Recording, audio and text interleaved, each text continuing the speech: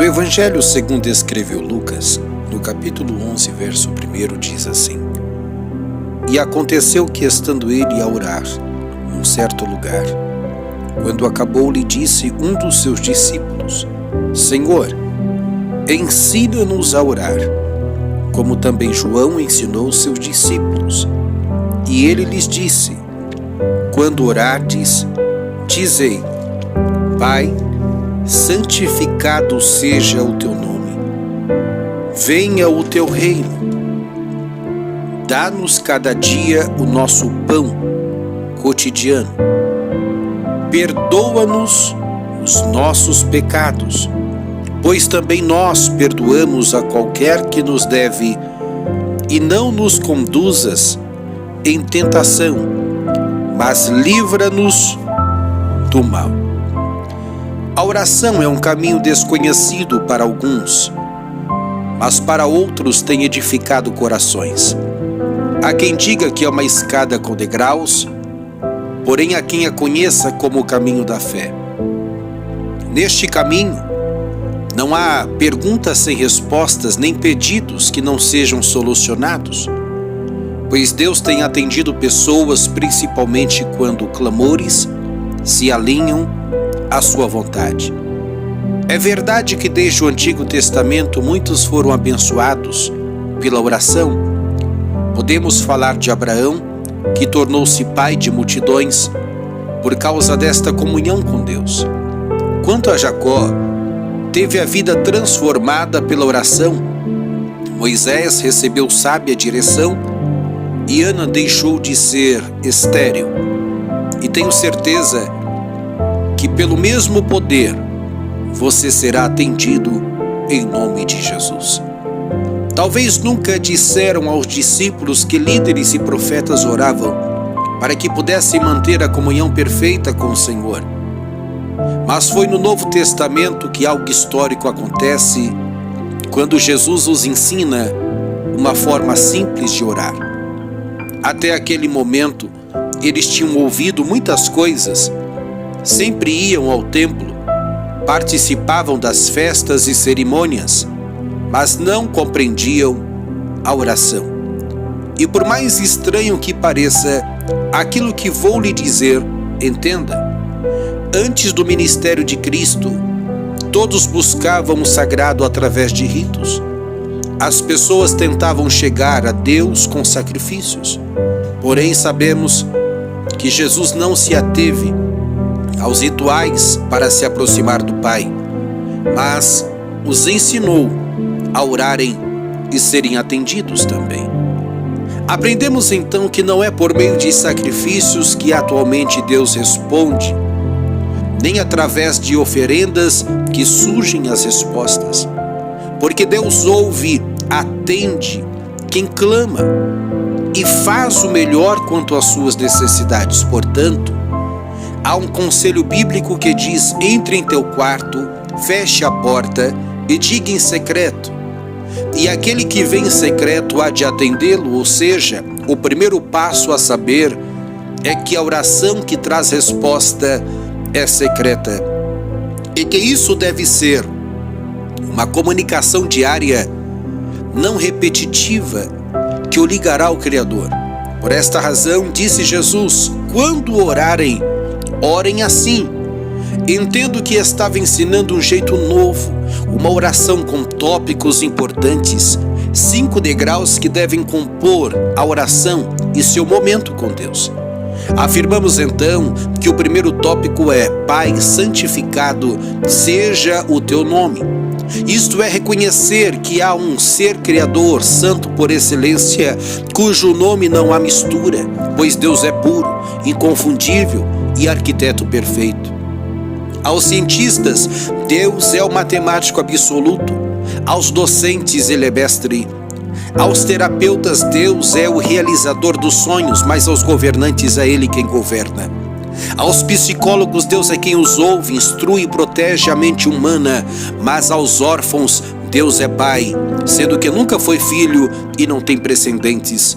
Para as viúvas, é o esposo presente, e aos necessitados, Deus é o grande provedor. E hoje, Ele quer ser revelado a você, por isso reconheça-o acima de todas as coisas.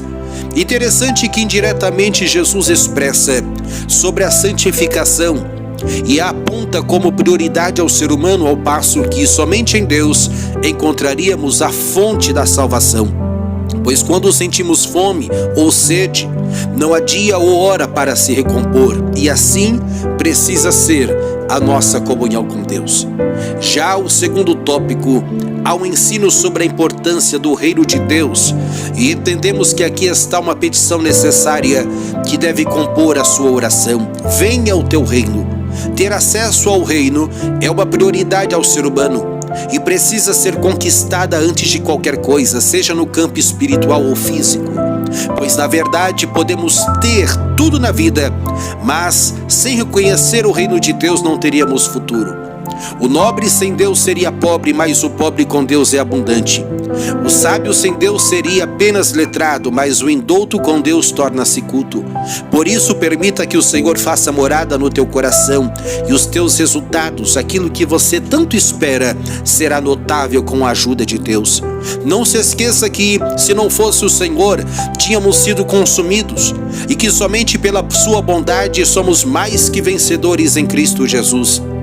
Terceiro tópico, embora Lucas descreve diferente do que Mateus narra, no capítulo 6, versículo 9, o sentido é o mesmo, e descreve as palavras de Jesus quanto ao mantimento diário: dá-nos cada dia o nosso pão diário.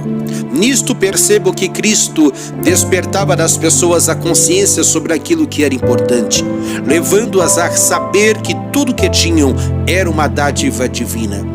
E esta consciência você precisa ter, de que tudo que tens é fruto da misericórdia do Senhor e que somos apenas administradores disso. Antes do pão ser posto à sua mesa, Deus fez a semente, e esta não pode ser recriada em sua essência. Antes do lavrador plantar o trigo, Deus criou o solo, e a este deu qualidades específicas para ser fértil. Antes do homem ter forças para trabalhar, Deus formou o corpo humano com músculos fortes, e de forma surpreendente trabalhamos naquilo que aprendemos a fazer. Meu irmão, Deus está no controle da sua vida e de todas as coisas ao teu redor, mas também precisa estar no centro das tuas orações, ouvindo e sendo venerado. Se olhar nas ruas pela manhã, verá pessoas indo trabalhar caminhando e outras dirigindo seus automóveis, afinal, possuem pés e mãos como presente de Deus.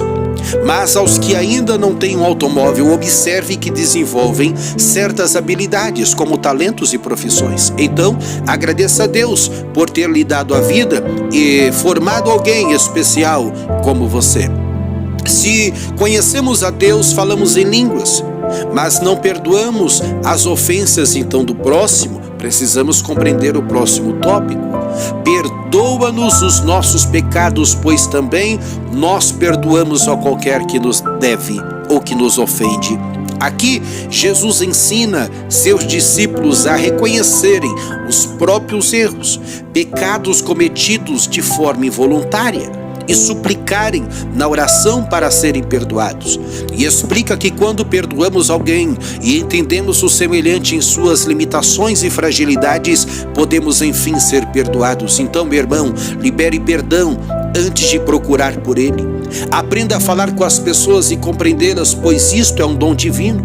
E por ter este zelo, receberemos então o mesmo cuidado de Deus. E no último tópico deste estudo sobre o poder da oração, quero que preste atenção em algo, pois alguns pensam que Deus é criador das tentações e ensinam sobre isso, que o ser humano tem vivido momentos controversos porque a culpa é de Deus, é do Senhor. E eu lhe digo que não. Leia comigo, tópico 5. E não nos conduzas em tentação, mas livra-nos do mal. Perceba que Lucas expressa de forma convicta que Deus não tenta ninguém e nem pode ser tentado, que jamais nos guiaria a tentação alguma, pois este é o papel do adversário das nossas almas. Ao contrário, Deus é quem nos livra de caminhos tortuosos, daquilo que pode contradizer a sua palavra e também a sua vontade. Pense nisso. E neste momento, aproveitando que estamos nesta mesma fé, antes de orar por você, eu quero deixar claro algo dentro do seu coração.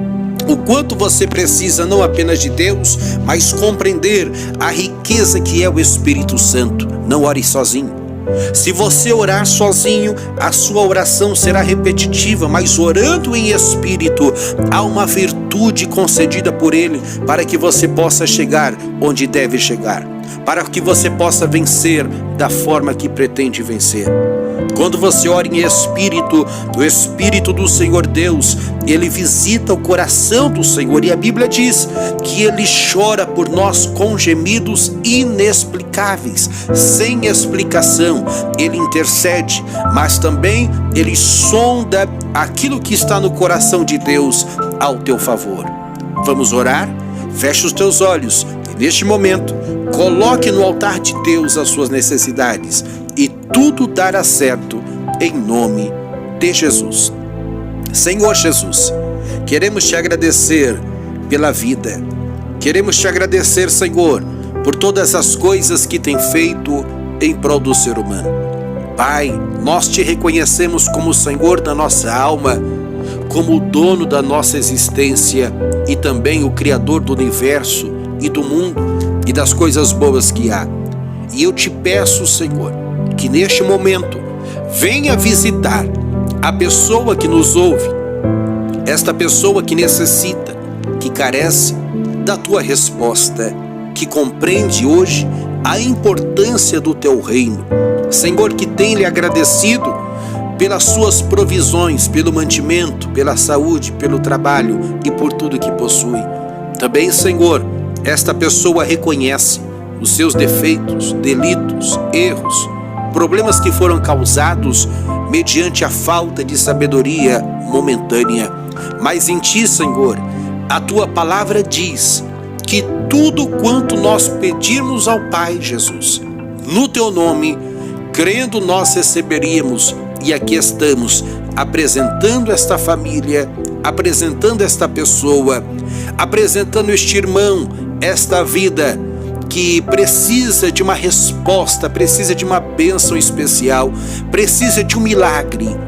Deus, nós te apresentamos esta pessoa que precisa da cura, da libertação, da transformação e do teu crescimento.